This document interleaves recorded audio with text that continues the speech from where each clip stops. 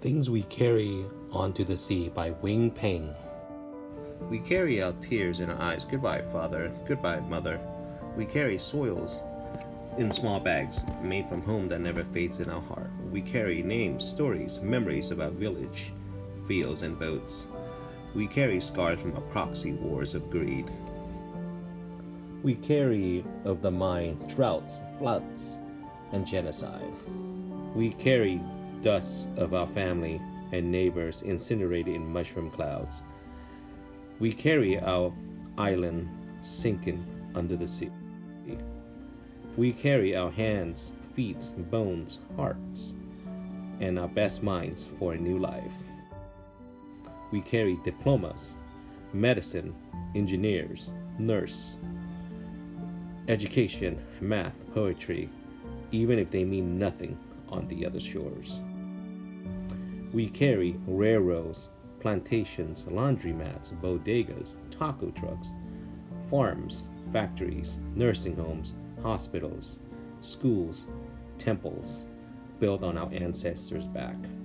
We carried old homes along the spine and new dreams in our chest. We carry yesterday, today, and tomorrow. We are orphans of war forced upon us. We are refugees of the sea, rising from the industry's waste. And we carry our mother tongues. I, hub, abri, amor, love. Ping on, salam, shalom, pause, peace, sizwing, amor, hafanan, esperanza, hope, hope, hope. As we drift in our rubber boats from shore to shore to shore. The poem focuses on the orphan refugees struggling in the midst of a crisis. As refugees, the reasons why they are on this journey to the new homeland are metaphorically carried away by them because they don't have much in addition to the clothing that is on their back and a few personal items with them.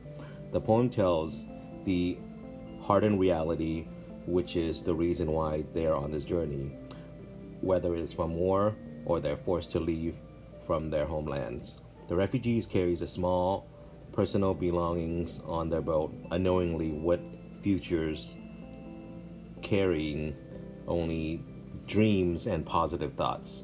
The ideas of living in peace and able to follow their dreams is what drive these refugees during these difficult times. This poem dramatizes the conflicts between the illegal refugees forced to escape their home country in order to have a better life. Thus, the idea of what each of these refugees bring with them emotionally, metaphorically, and physically. Wang starts to talk about the emotional feelings of leaving their homes behind, lines 1 through 3. The next set of lines talks about the metaphorically scars that these refugees carry with them, lines 4 through 7. Along with these mental scars, they also bring with them skills, knowledge, and physical body that's able to help them to survive. Despite of having high-level skill sets, they must prove themselves once again on the new shores. The mindset of the willingness to do whatever it takes to survive, lines 8 to 10. Then Wang speaks of the dreams and hopes of these refugees.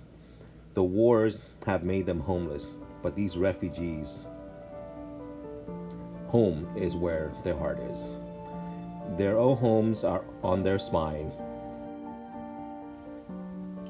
which is behind them, but their chests are looking forward to the future.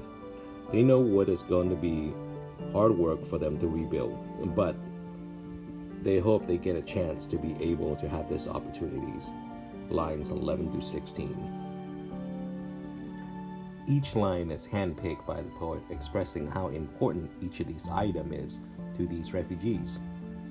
Each of the line in the poem emphasizes a picture that you could vividly see, such as a village, fields, and boats.